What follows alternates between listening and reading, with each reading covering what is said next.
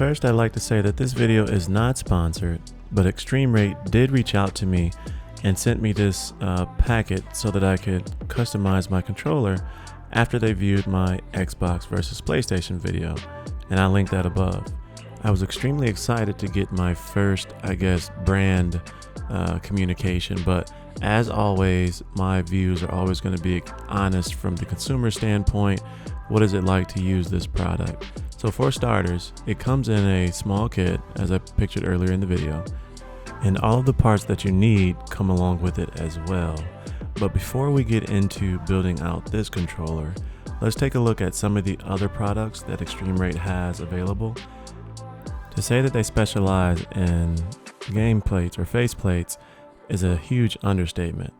Not only do they do face plates, they also get very technical and they allow you to really customize your controller, all the way down to putting LED buttons into the controller or adding a remapping kit on the back of your controller for PS5, adding stop triggers in your Xbox Series X controller, adding neons around your Xbox Series X and PlayStation 5, among other things. But they have really cool products that really allow you to customize your controllers more so than you see in the mainstream space. And also, if you just want face plates, they have those too. So after getting roasted for my 2-month review on the Xbox Series X because it was sitting on the floor, I decided to do something about it. And so the reason I went with the wood grain is so that it would match my new gaming area in my bedroom. But it also stands out definitely in my main setup area in my office. So even amongst all of the regular controllers, I mean, it just looks amazing and it pops. And if you look at the quality between the OEM based controllers compared to this controller, it looks just as good, and even better in my opinion, especially with the chrome joystick area. But using it on my main desk or the new gaming desk or gaming setup in my bedroom, it looks amazing and just fits in. But getting back to the construction of the controller, it's actually not that hard. The two pieces on the back just pop off. And then after you pop off the two rear plates that where the grips are, then there are 5 screws that you have to unscrew, 4 in each corner and then 1 right in the middle in the battery compartment. I was worried going into this, but once you get going, it's actually really simple. And after you take out the 5 screws, the faceplate comes right off. And then the Joy-Cons pull right off as well with no force whatsoever. And before you get worried about it, like I was, it comes with 1-year warranty. So all you have to do is take a picture or video of your project and then share it on social media, and they cover your controller for a year. And so after putting on the Joy-Cons or the Joy-Con covers, if you're putting on that kit, now you just build it back in reverse. And so you put the front plate back on and then you put your 5 screws back into the controller. And once you're done putting the screws back on and making sure that it's tight, just give it a once over and make sure that the movement on the Joy-Cons are okay. And then just pop the side pieces back into place. You'll hear a nice satisfying click. And then once you have them both on and sealed, just make sure that all of the seams are tight.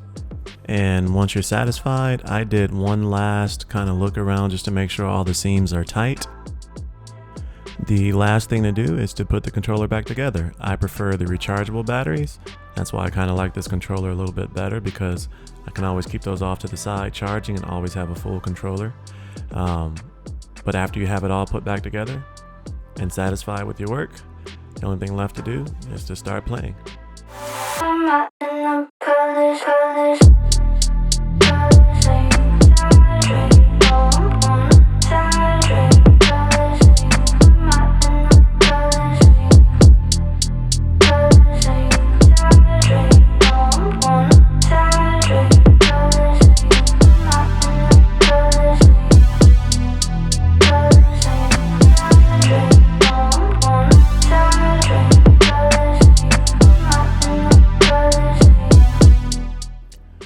And so there you have it, one completely customized Xbox Series X controller.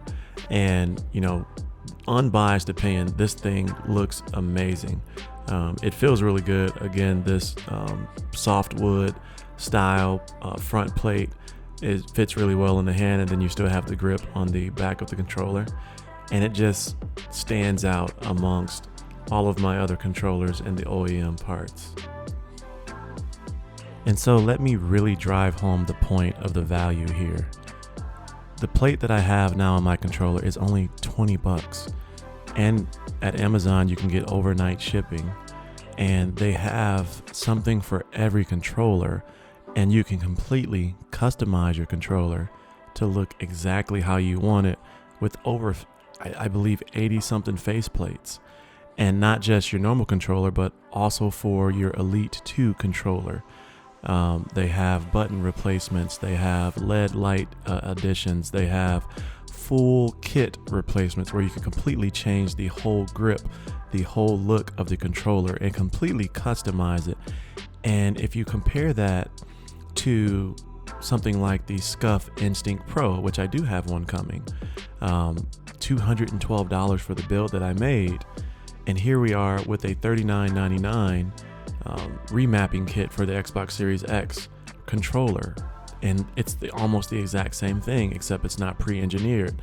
So with a little bit of time and effort, you can have the exact same thing for a lot less money. And so if you already have controllers sitting around, then why not just spend an extra 20 bucks, extra 30 bucks, and create yourself a Instinct Pro controller or a Elite 2 controller. I'm not going to pretend that creating the Instinct Pro like controller with the remappable buttons is going to be easy. However, Extremerate has 20 to 30 minute video tutorials on how to create these on their YouTube page, and they walk you through step by step.